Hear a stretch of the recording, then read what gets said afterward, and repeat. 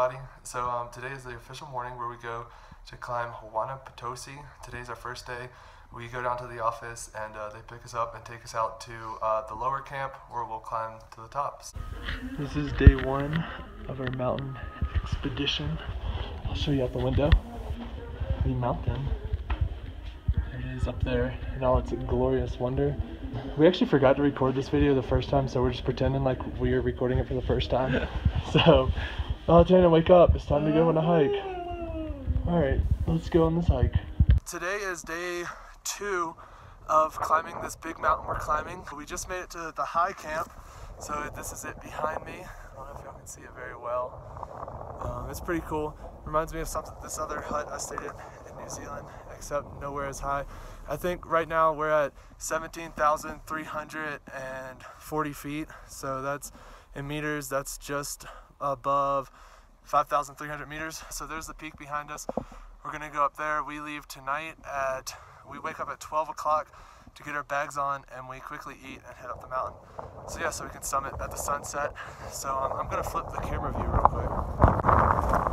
So here's the view from up here. It's absolutely breathtaking. We came up here today.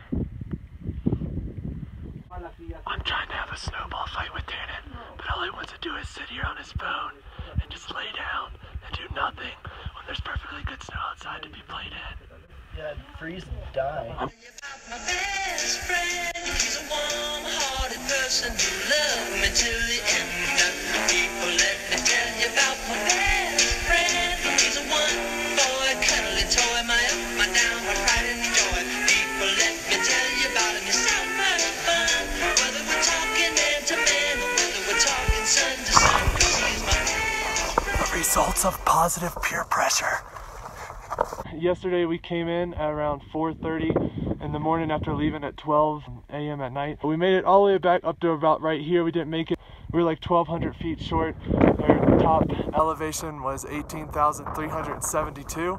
So we made it pretty far and pretty close to the top, but ended up coming down to one of Tannen's gloves was messing up and it just almost froze his hand off. So it was smart we turned around, even though I thought it would have been super cool if he had a peg hand, but he didn't agree. So we came down. And now we're here, and we still have about, I know we have to go down, we're going all the way down over this, somewhere over here into this black spot you can't see.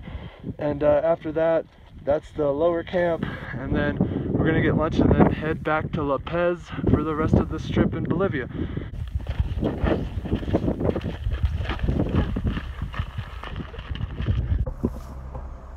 Alright, this is the day after the climb, and we are up here above La Paz.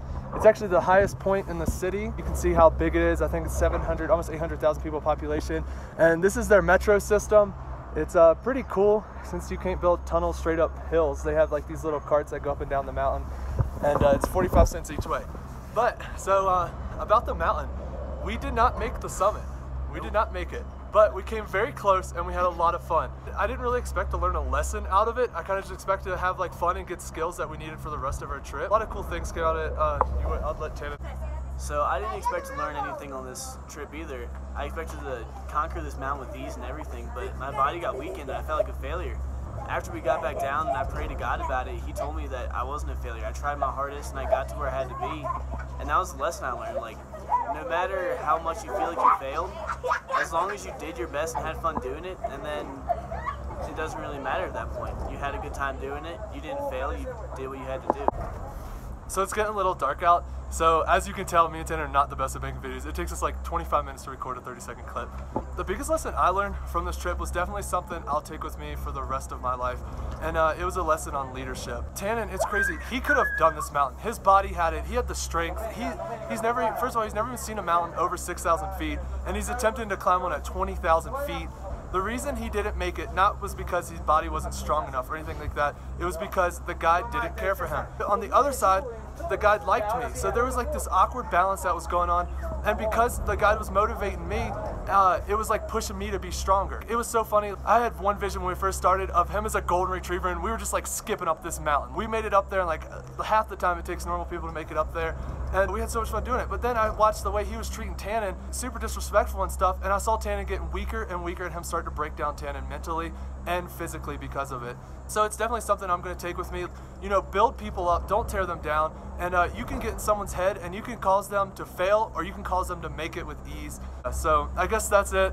We had fun. Here's Tannen again, walking around. Woo! Yeah, woo! Why? Why? There's so many. They're like all coming on you. Oh gosh, get off of me.